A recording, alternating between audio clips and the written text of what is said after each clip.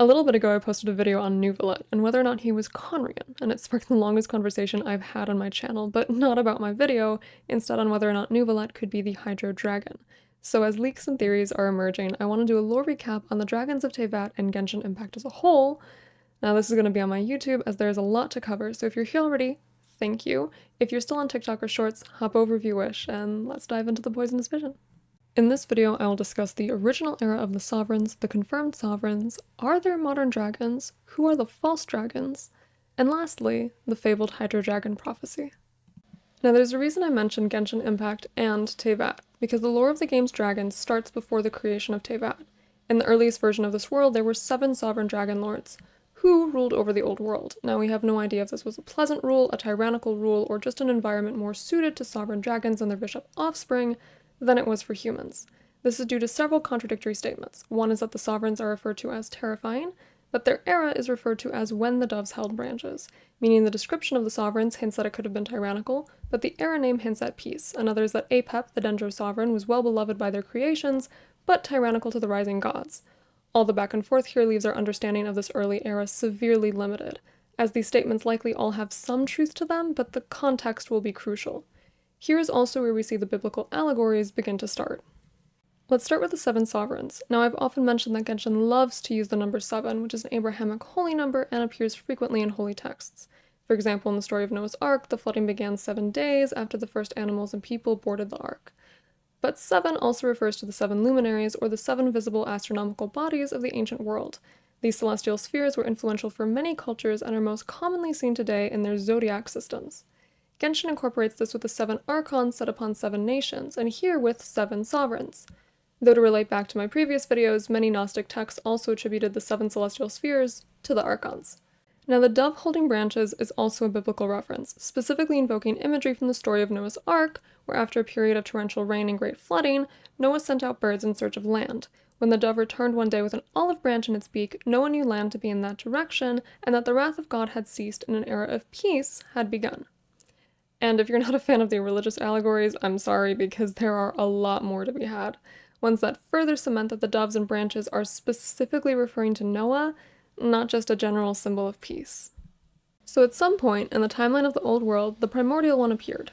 I'm not going to deep dive the primordial one, as it is questionable enough to have its own slew of videos.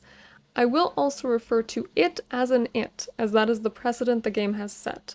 Likewise, Apep and their creations are also referred to as it. All of this is probably just to make future reveals less predictable. Now focusing on the 7 sovereigns again, when the primordial one descended upon the old world, it immediately began to fight the 7 sovereign dragons. We know there was a dragon king as well, Nibelung.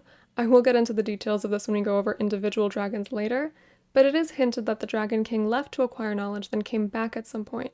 However, it was not enough. With some created backup, the primordial one defeated the sovereigns after 40 years of battle, which named this next period the 40 years after the held branches.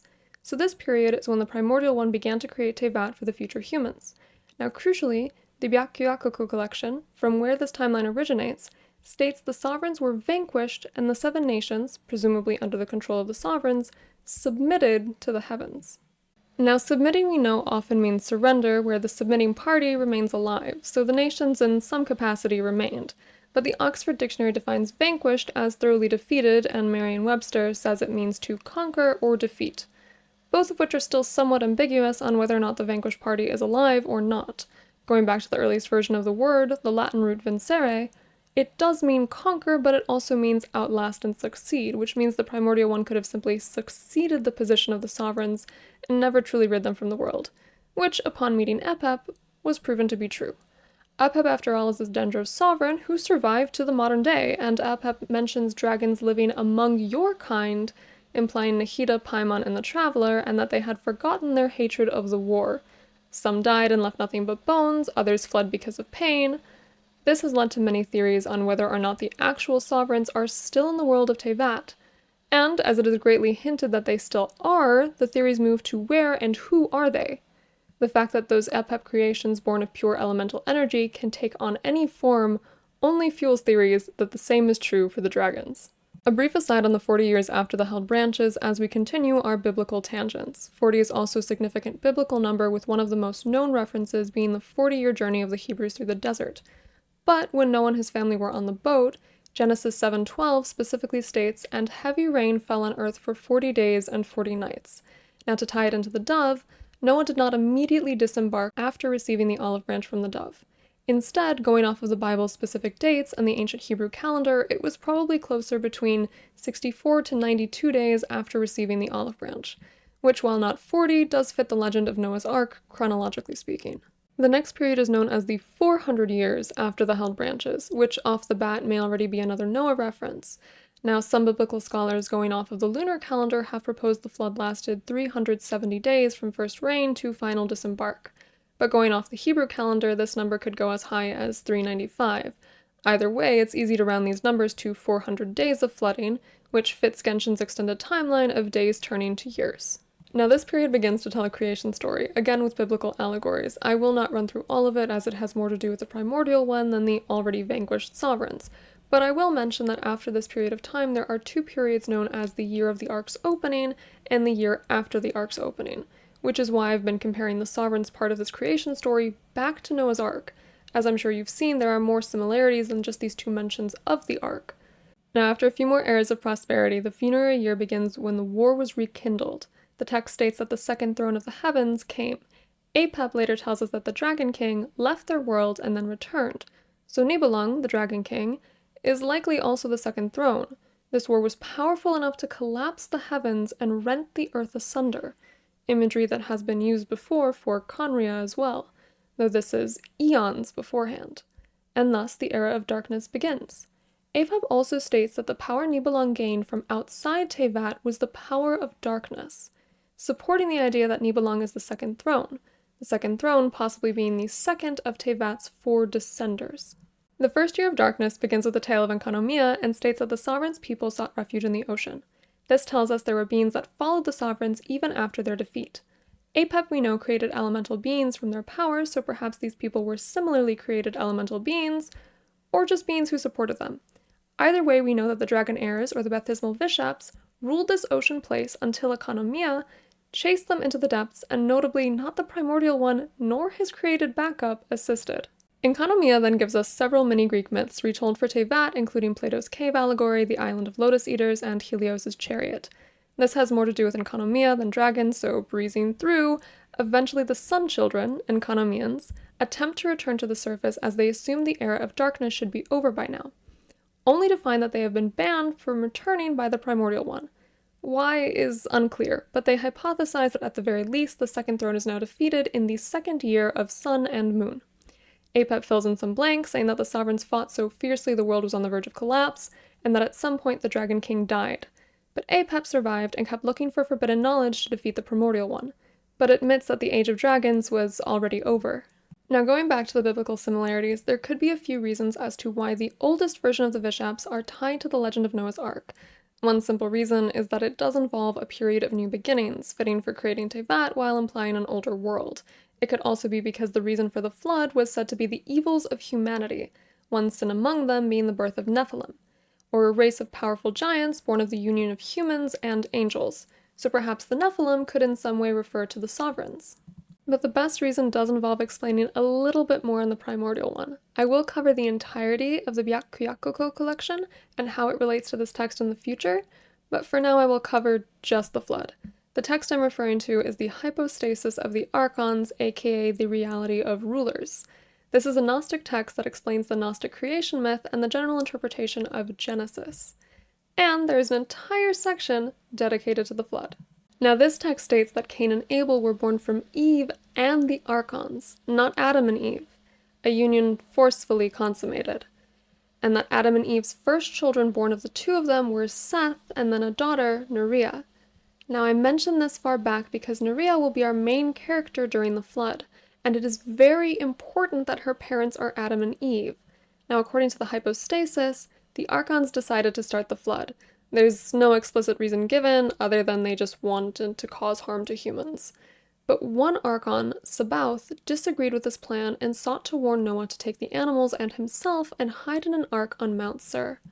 Now here's a part I glossed over at the beginning. The Primordial One is also referred to as the Great Sovereign, so Genshin's Primordial One could be their version of Sabaoth, implying the Primordial was one of the original sovereigns. However, based on other parts of the Byakuyakuko collection, it could also be another Gnostic character we will soon meet.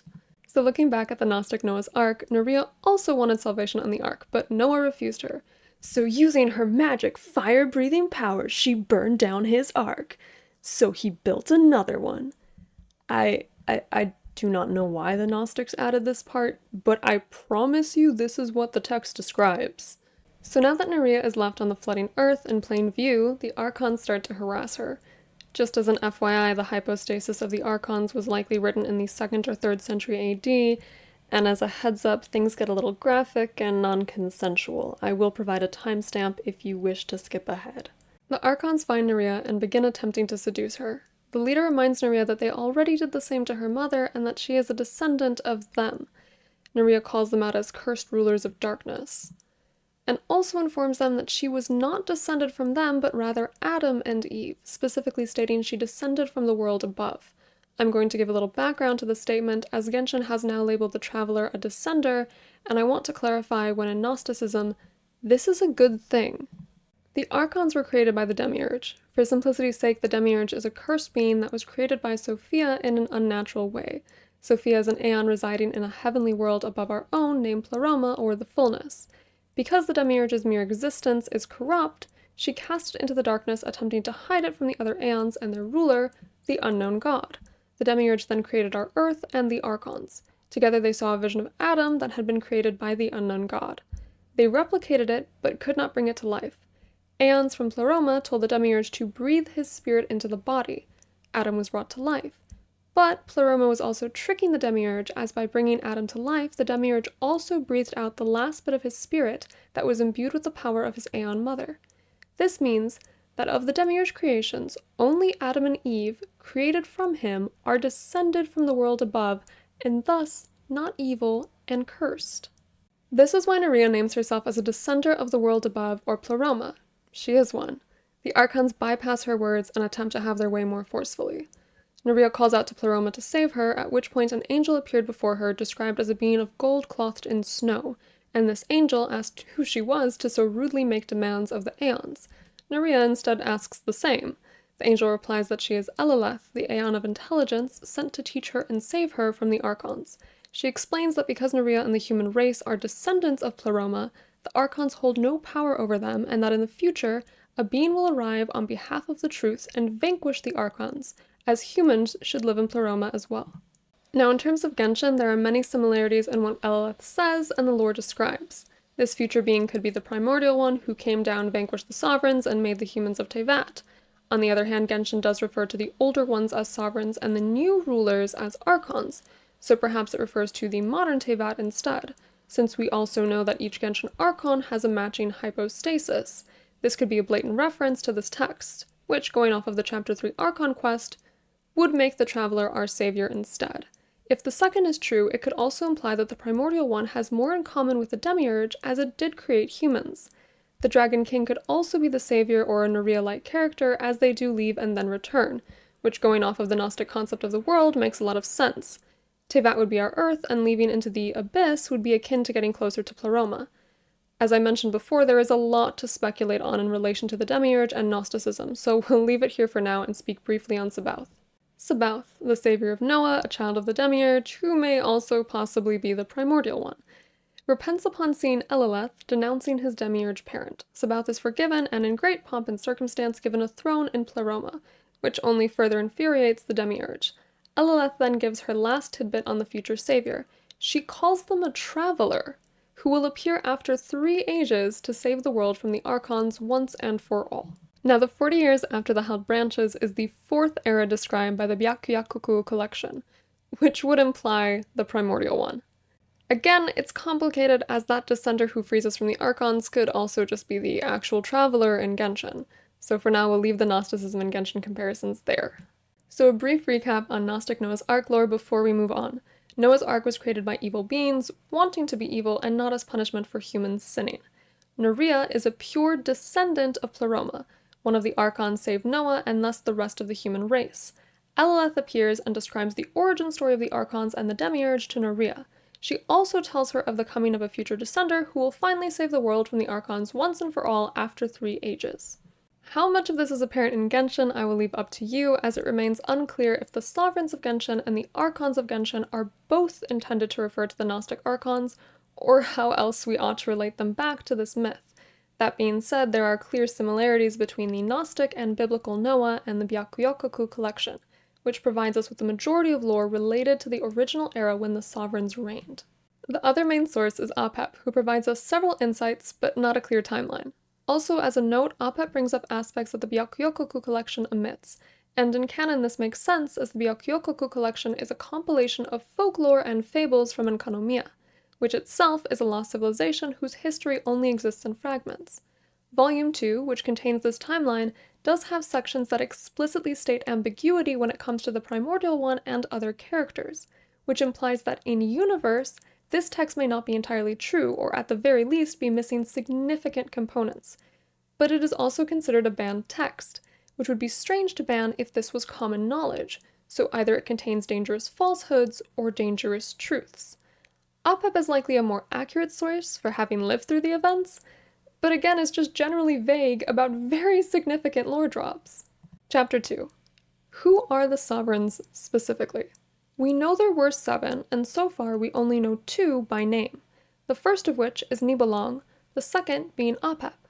So let's go against rank and start with Apep simply because they are the most fleshed out.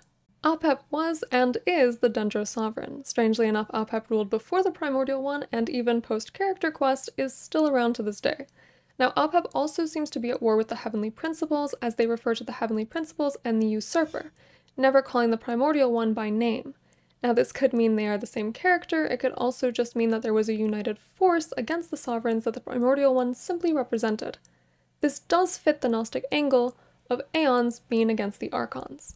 Apep is large enough to be a realm, but small enough to stay within Sumeru. Also, Apep refers to Sumeru only ever as Sumeru, implying the name may have come before the Archon. Apep's energy creates elemental beings that can be reabsorbed. These beings are capable of adapting to any form. They say they learned this from Apep, who themselves evolved to survive the desert, changing their color to better camouflage. Nahida also states that Apep is the most adaptable being in Teyvat, so this may be an Apep-specific skill, or perhaps apply to all the Sovereigns, as the baptismal bishops, dragon heirs, are also very adaptable. Looking further at Apep's energy, it is immensely powerful. Nahida spirals on the idea of Apep passing, stating that the amount of dendro energy would overtake Teyvat, causing the ideal climate for rainforest trees and no other living being. Zhongli has mentioned this in the past, that the killing of gods is dangerous and causes widespread destruction, hence why Liyue is the burial ground for living gods, but the imprisonment system he implemented during the Archon War poisoned the ley lines instead of the surface world. This means that Apep follows the already present lore for powerful beings, yet on a level never before seen, which raises the question of what happened to the dragons that Apep said were slain. Did their death shape the world of Teyvat? Now, Apep also provides us with several interesting lore drops and then just doesn't elaborate. Apep, when mad from forbidden knowledge, says that they are not like the dragons Nahida came to terms with before. Again, this is very vague. Apep says this seemingly at Buer, but with the Traveler and Paimon present as well. So perhaps Greater Lord Rukkhadevata made a pact with other dragons in the past. Perhaps this is a hint to the Traveler and or Paimon being close to the Heavenly Principles, and or the Primordial One. Again, unspecified. Apep, when sane, also does question how far the life precious to the Heavenly Principles will go. Again, could be Nahida, Paimon, or the Traveler, could also simply mean the Archons or humans in general. Not really much substance to these major hints. Another major hint is related to the truth. Nahida says that Apep should let us heal it, as there is no point in fighting, we need the truth. Apep scoffs at this, saying that truth are the god of wisdom's shackles. As a reminder, Elileth was the Aeon of Intelligence, who said that the Traveler who defeats the Archons would arrive on behalf of truth. Apep elaborates further, revealing that it paid dearly for the truth, and Buer soon will too. Again, no specification given. I would speculate that this truth is likely related to the Gnostic interpretation of Teyvat, perhaps something to do with the stars not existing. After all, it is a major truth that was revealed to Nahida. Knowledge of the world outside of Teyvat makes the most sense, as we know Apep sought it incessantly. What was paid and why Bur is next is not revealed. A brief aside on etymology. Apep is named after an Egyptian deity of the same name, sometimes called Apophis. This giant snake was the god of chaos, deemed the enemy of Ra, Ra being the head of the Egyptian pantheon. Another title of his was Evil Dragon, so based on physical appearance and general description, this is a fitting etymology. It does get even more fitting, especially if we take an Egyptian Apep's origin, which is that he was the original ruling god who was overthrown by Ra, which fits the Genshin version of the sovereigns being overthrown, so this is a very fitting name, and we will see this trend continue with the other names of other dragons. Apep also gives us knowledge on Nibelung, which is our next sovereign character. Nibelung is the Dragon King, which is the first we hear of the sovereigns having a ruler. It is not specified if Nibelung was an 8th sovereign who ruled like Celestia over the Archons, or one of the 7. If they were one of the 7, we also do not know the element they were attributed to. Now, Apep says that Nibelung acquired the power of darkness from outside the world and rallied the sovereigns to fight against the order the outsiders established. This reveals a few things. Number 1, Nibelung left Teyvat. This is specifically clarified as Apep mentions their return later on, so this knowledge was gathered in a more hands-on manner. It was darkness, so perhaps close to what we deem abyssal in the modern day. The sovereigns were rallied to fight the order that was established, which led to the Second War against the primordial one.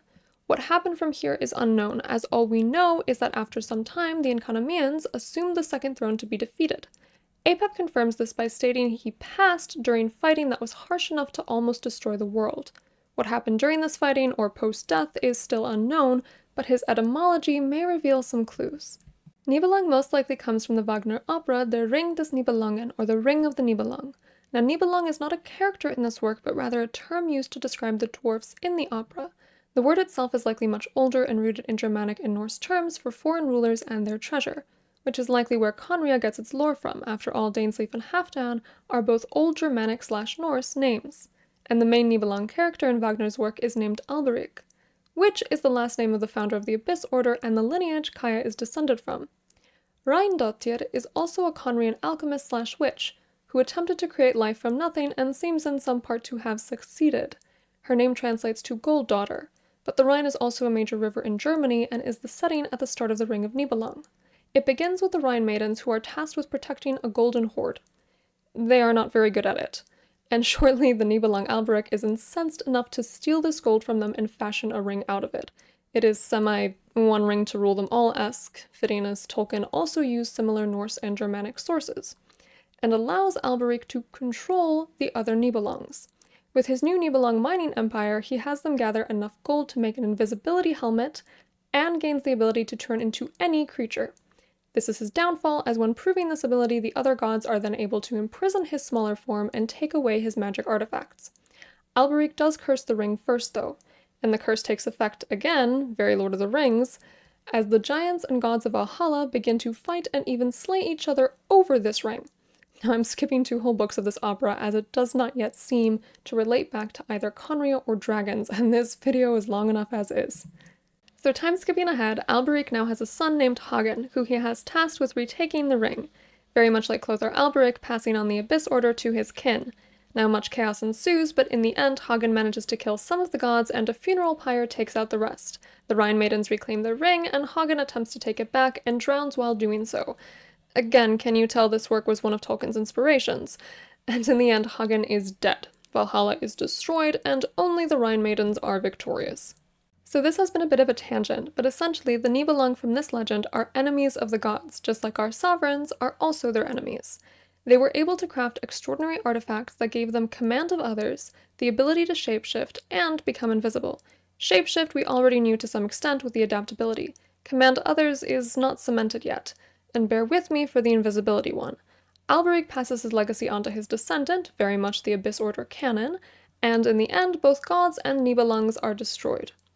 Now this does not have a Genshin equivalent yet, but might be related to Conria still attempting to take down the Archons and Celestia. For the invisibility, I would just like to point out that the sinner that Clothar Alberic encounters could be the Nibelung, the Dragon King. Maybe. Not much evidence for anything here so far, just a lot of theories from the outside lore Genshin uses. So that's all we have on the actual sovereigns. We only know the two by name so far, but in the next section we will look at the other dragons of Teyvat and how they relate to the sovereigns. Chapter 3. Are there dragons after the sovereigns? Short answer, yes. Now, Apep confirms that they are not the only sovereigns still alive, saying some fled and some forgot about their hatred, likely meaning at least one or more of these sovereigns still exist somewhere. But there have been new dragons since the death of the sovereigns too. I am going to begin by examining two parts of the Byakuyokoku collection, the first of which is the prophecy of the Hydro Dragon, or In the Light Beneath the Shadow. This is a spin on the ever-famous Sphinx's riddle, which asks what goes on 4 feet in the morning, 2 feet at midday, and 3 feet at night. On Earth, the answer is simply a human aging from crawling to walking to using a cane. On Teyvat, the answer differs slightly. A Vishap who turns into a human to attend a ball, and then breaks a leg, forcing it to use a cane. Now, there is further commentary on this specifically, that adults are wary of this, and it's probably best not to teach kiddos that Vishaps are cute, but it has one very clear line. According to a prophecy of old, the dragon of water, the ancient lord of Vishaps, will definitely descend in the form of a human. This is clarified with, dragon heirs of the depths, the baptismal Vishaps, have evolved to wield the power of other elements and have hence lost their purity. As such, the dragon of water will no longer be born from among their ranks. Now this establishes two things. One, dragons are born of a pure element, and Vishaps can become a dragon. So the Vishaps are completely linked to dragons, as Orobashi personally experimented on the Vishaps to make sure they could not evolve into a water dragon, equating the term water dragon with water sovereign. Two, for the dragon of water this will no longer be the case, but it will somehow emerge as a human first and foremost, in part because there are no more pure Hydro Vishaps. We will discuss who could possibly be our Hydro Dragon in Chapter 5, but not in this chapter just yet. In this chapter, we're going to focus on part 1 of this prophecy and break it into two further parts. Firstly, dragons are still being born in Teyvat, even though the age of dragons has long passed. Secondly, as mentioned before, they are primarily Vishaps, or other elemental beings. So let's look at our confirmed modern dragons, the first of which is Ajdaha, the overlord of the Geo Vishaps, who is also deemed an ancient dragon. Now, Ajdaha is old. We don't actually know how old. He could technically even be a sovereign, as he slumbered underground for a very long time. Upon awakening, he began to trigger earthquakes in Liyue. Morax came before him to stop them and ended up granting him eyes and taking him above ground, a reference to Chinese folktales. Now, Ajdaha was quite close with Morax and even helped him to defend his people during the Archon War. However, the erosion eventually came for him and he began to attack the humans, and after a great battle with the Adepti, they were able to imprison him in the Dragon Queller, where he remains to this day.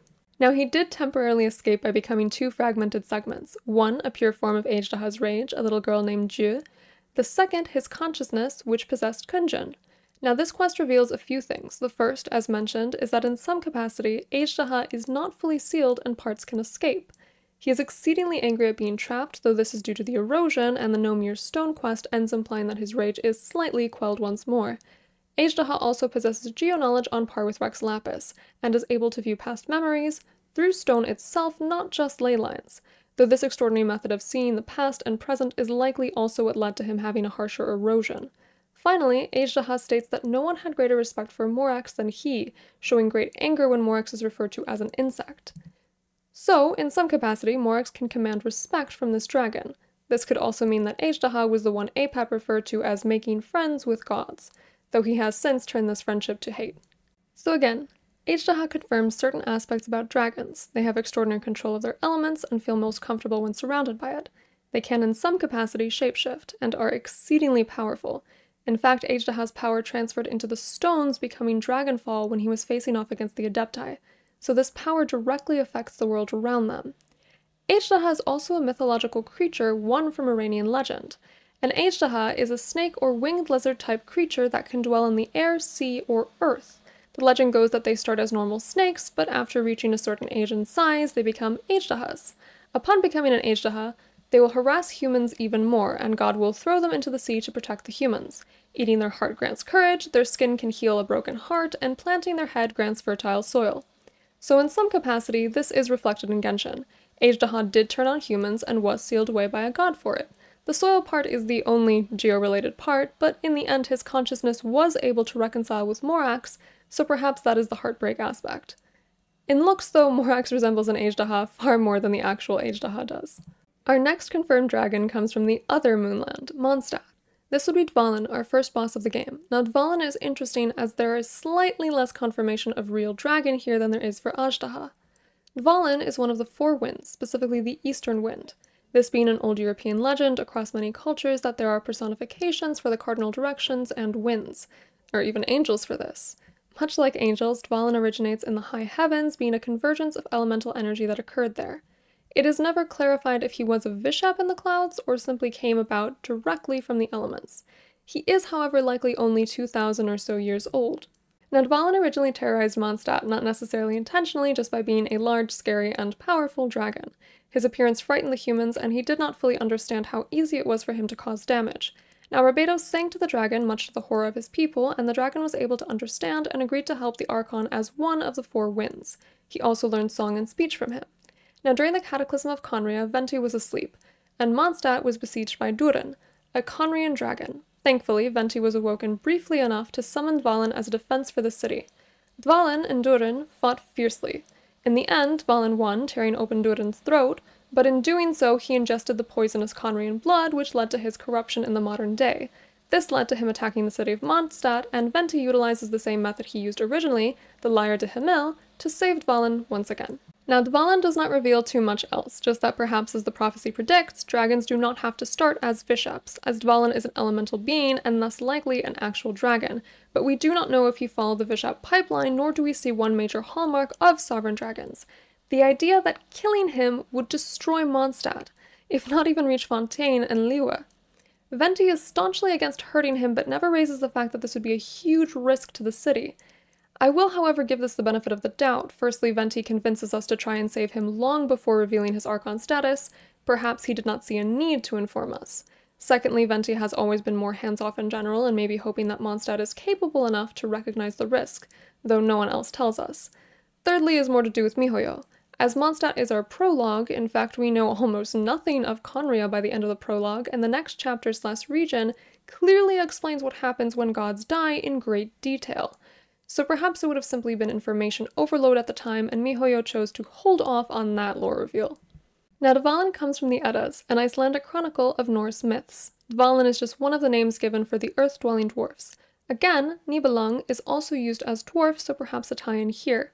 Dvalin specifically means sleeping or dormant one, which likely relates to how, much like Barbados, Dvalin remains in slumber until called upon or corrupted enough to emerge. Now those are our two confirmed sovereign-based dragons, or the dragons born of the elements who are powerful enough to eventually become sovereigns. But we have some other dragons in Tevat as well, so let's discuss why they don't count. Chapter 4. The False Dragons. We just discussed how Dvalin killed Durin, so let's examine Durin further. Durin is the easiest of the dragons to write off as not a sovereign dragon, as they are human-created. Durin was created by Reindotir, the Conrian alchemist/witch we discussed as being related to Wagner's The Ring of Nibelung. Reindotir was obsessed with the concept of what Earth would call homunculi. A homunculus was an alchemist's attempt at understanding how human life was created. Now, our first known writing of this goes back to 1493, but it might be even older as a concept and theory.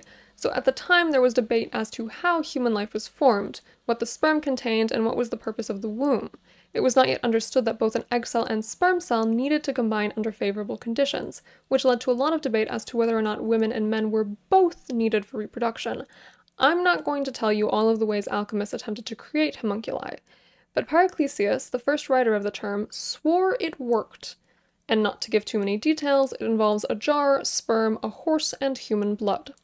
You can look up the official recipe for yourself, but I warn you, depending on where you live, there is a 90% chance you will be arrested if you try it at home, so viewer discretion is strongly advised.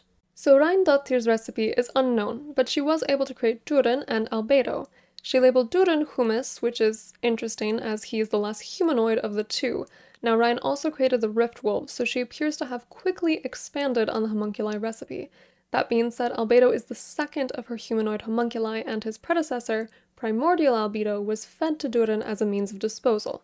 Primordial Albedo was able to survive and is still alive to this day and now free after the death of Durin. So Durin is a homunculus, and thus ineligible to be an actual sovereign dragon. Plus, his abilities were abyssal, not pertaining to a specific element, further denying his status. It is, however, interesting that Reindotir was able to make a dragon before a human. While this could simply mean humans are more complex, it could also show that Conria has more of a connection to the sovereigns than the gods, fitting as Reindotir shares an origin with Nibelung and the Alberic clan. But back to Durin. Durin was said to be Venti's rival when he was alive, but Durin was a gentle soul and dreamed of singing and playing with the people of Mondstadt, perhaps just a wish, perhaps Durin was disassociating from the commands given to him. He was enamored by both Venti and Dvalin and holds no resentment for his death. Durin crashed into Dragonspine and has remained there decomposing ever since. Albedo points out that the temperature of the snow has managed to keep the corruption from his corpse from spreading. Though it did not work perfectly, as the corpse was able to affect those creatures already living on Dragonspine and further corrupt them. And parts of his corpse were still made into a sword, which further allowed the corruption to spread. This corruption also has the ability to revive, likely due to how Durin was created. Durin, like Dvalin, comes from the Eddas, as the name of an earth-dwelling dwarf.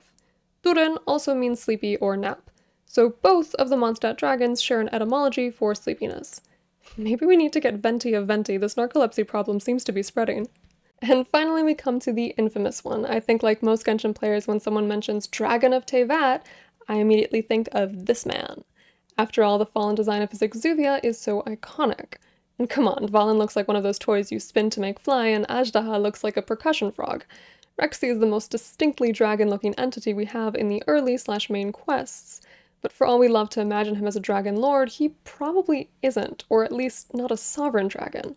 Now, I will preface this with this man still has many secrets left. We still don't know what he traded for his Gnosis, and his origin is odd. Very odd. The game goes to great lengths to make sure it never says he was born. In fact, it actually uses the words descended and dwelt upon this world, which at the time sounded like formal Zhongli speak, or just a fancy way of telling the legends of Rex Lapis. But in retrospect, after Chapter 3, it might make him one of Teyvat's descenders, which as we discussed before, is going to play a very significant part. However, again, nothing is confirmed, and there are many theories around him as a whole. I will not be going over them here, just why he is likely not a sovereign dragon, though again, not fully confirmed. Similar to Dvalin, there is some uncertainty here. Firstly, he is half Keelan and half dragon. Again, this is interesting as it implies a union of the two, but the game avoids saying born, so likely an elemental birth or descent origin for him. But MiHoYo insists that he is not 100% a dragon, and this is significant. It likely has to do with the Adepti, which are very much considered to be their own entities in Teyvat. Now, Zhongli is the prime of Adepti, and it's not clarified if this means the first ever Adeptus, or simply the strongest or leader of them. So his half-half status could be how he was created as an Adepti. After all, they do all have animal counterparts, as they are officially called illuminated beasts in the Chinese translation. This being a common trope in Chinese legends, where beasts like humans, and almost everything else, can cultivate their spirit and ascend in power. This implies that all the Adepti were once the animals they appear as, and simply cultivated their power over time. Again, it is odd for Rex Lapis to not be born, but still cultivate into a higher form. That being said, if he were a sovereign, there would be no need to illuminate, as the sovereign dragons grow into power that is greater than that of the Adepti anyway. So essentially, Zhongli is a mystery. He has a dragon form, could very well be born of elements, is insanely powerful, and has raised concerns that his death would be devastating for Liyue in terms of power leakage. But he is not 100% a dragon, which is significant, and likely illuminated to his position, which would be odd for a sovereign to have done so. So the man remains a mystery, but perhaps not a sovereign one, as then Liyue would have spawned two. In terms of etymology, I already went over Morax on my TikTok, so Rex Lapis is just King of Stone. But going back to his mystery status, his Chinese name, Yanwang Dijun, means Stone Lord Sovereign. But Dijun, which is here translated as sovereign, is just a term for Taoist deities. So we will leave this mystery off here with the final note of MiHoYo is definitely not telling us everything yet, but does seem to be purposefully distinguishing him as separate from the other dragons. Chapter 5.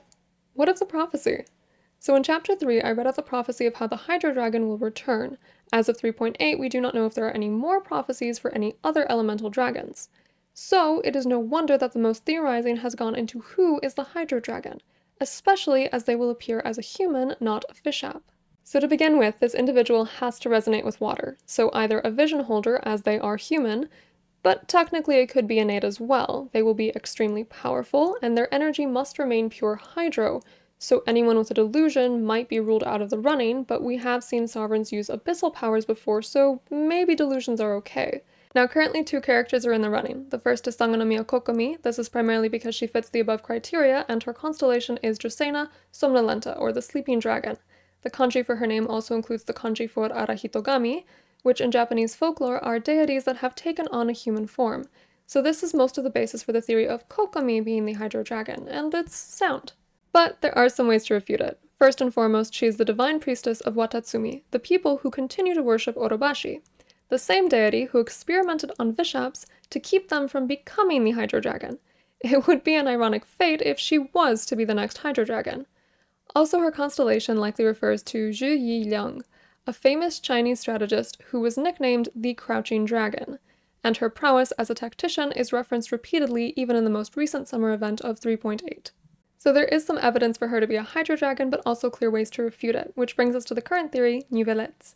As of right now, all we have are trailers, as I will not be going over leaks. It just takes the fun out of it. I think the canon lore should be able to stand by itself and support its own claims. After all, MiHoYo is excellent at follow-through, just think of the Archon statues and World Forget Me. So with that being said, this is very speculative, and hopefully in the next few days we will get some answers. And we now have a full background in the Sovereigns and the Dragons of Tevat to draw from. So we know he praises Nahida in her trailer, but bemoans Furina's hysterics. In fact, it generally seems as though he is a babysitter for her. This could be the antagonism of Archons versus Sovereigns, or as I have theorized that perhaps the previous Hydro Archon may be coming back or linked somehow to the current. Perhaps a Hydro Sovereign would have some pull over other Hydro Elementals, like Oceanids. Neuvillette does have interesting eyes, which I have discussed before could be dragon eyes, or just another one of Genshin's many unique eye designs. His coat also has similar hydro patterns to Kokomi's, so there is some sort of water connection there. He also does appear as though he may be a villain in our storyline, but Genshin has also made sympathetic villains in the past. The original prophecy also mentions a ball, which does seem more fitting for Fontaine than Inazuma. Now, we have not seen Neuvillette with a cane just yet, but if he breaks a leg, then the dragon's out of the bag. So as of right now, with what Genshin has told us so far, we have no confirmation on who the Hydro Dragon is. But we should be looking for a being born of elemental energy, who is insanely powerful. These powers likely include shape-shifting and the ability to control, if not even spawn, elemental creatures. And a ball or broken leg would also be a major hint. So that has been our Poisonous Vision. If you made it to the end, thank you. Please consider subscribing and liking this video, as I want to see if you guys are actually interested in longer form content like this, or just prefer the shorter ones. Interacting will let me know that and help me make better content for all of you, so thank you.